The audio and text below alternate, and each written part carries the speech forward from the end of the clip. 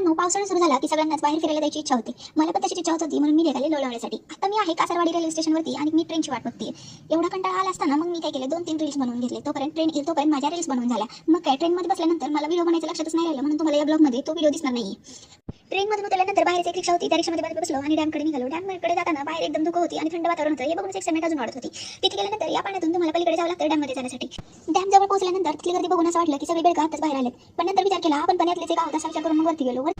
तिकडे जाऊन थोडाच वेळ झाला आणि मजा करत होतो. तेवढ्यात पाण्याचा प्रवाह वाढायला लागला. पाण्याचा प्रवाह वाढत होता, त्याच्यामुळे तिकडेच आम्हाला हाकलून देण्यात आलं आणि मग काय तिथून निघालो आणि आम्ही पुढच्या वॉटरफॉलसाठी निघालो होतो. तेवढ्यात थंडी वाजायला लागली. कसं बसा आम्ही तिकडून पॉन्चो घेतला आणि पॉन्चो घालून आम्ही नेक्स्ट डेस्टिनेशनसाठी निघालो. ही बघा माझी बहीण आहे मागची, येण्यासारखी करती.